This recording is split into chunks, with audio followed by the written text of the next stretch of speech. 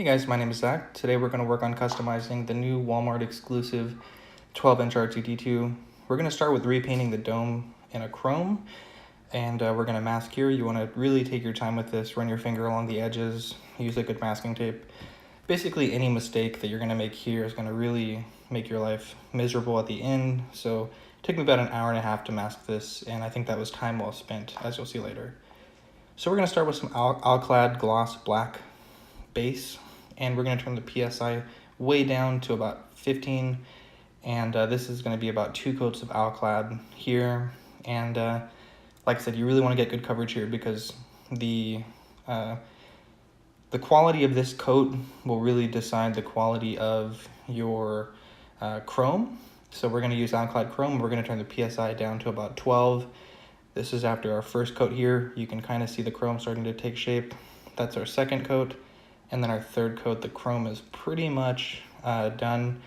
You can continue adding coats as you like, but at some point you'll start to completely cover the black and you'll start to lose the chrome effect.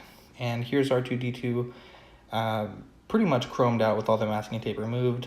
There's a few small touch-ups in the blue I'll need to do, but it's definitely time well spent having taken my time on the masking. You can see it looks really crisp on most of the blue.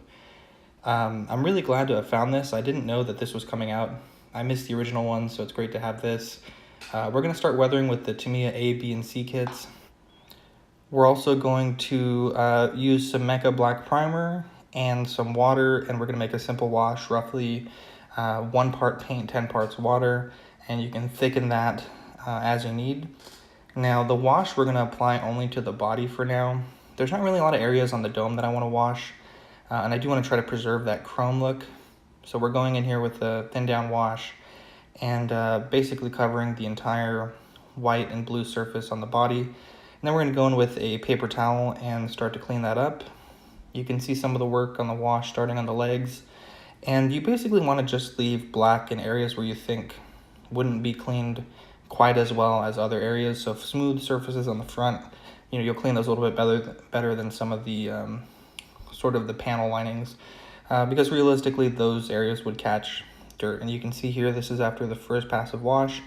And at any point in this tutorial, if you find that you like what you have, I definitely would recommend stopping because it's always easier to add more than it is to remove weathering. So we're going to go in with some Tamiya mud here and start coloring in some of R2D2. These weathering kits really take this figure, in my opinion, to the next level. You can see we're going to basically just continue on with this.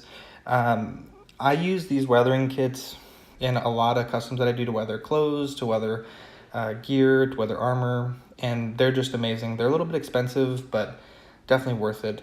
We're going to go in with some Tamiya Orange Rust, and to me this paint here was really what took this project to the next level. It's such a beautiful color on the white. It just really made it look and feel like R2D2. You want to use this a little sparingly because really thick application, you'll actually start to have like an orangish R2D2. So definitely less is more with this, but it definitely goes a long way as you're starting to do it. Now I'm going to come in here with some Tamiya black panel liner. This is a sort of a paint that you apply with the applicator that comes in the bottle. And I'm just darkening up some of the panel lines that weren't as dark as I would have liked. This is an optional step. I think if I had done my wash a little better, a little thicker, it probably would have looked pretty good.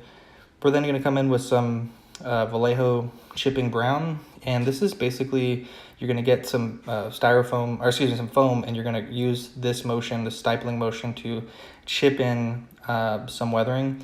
Now, when I did the dome, my airbrush had like a explosion of some random gunk that I guess was in the brush that I didn't clean out that well. And so some of the chrome had small spots of red, so I'm using this to cover up those spots on the dome and brown. And then I'm coming in with some silver on the blue to weather that just a little bit. I'll be honest, in some of these final clips, I think I went a little overboard on the dome with the silver weathering, like you can see here. But I did go back before the final video that you'll see next, and I removed quite a bit of that with a Q-tip. Just kind of adjusting a little bit. And since I haven't sealed anything, it was pretty easy to remove. And here's R2D2 in my display case. Definitely for $887, I think it's a really good R2D2. And I'm really glad to have found them because I just didn't know that these were coming out.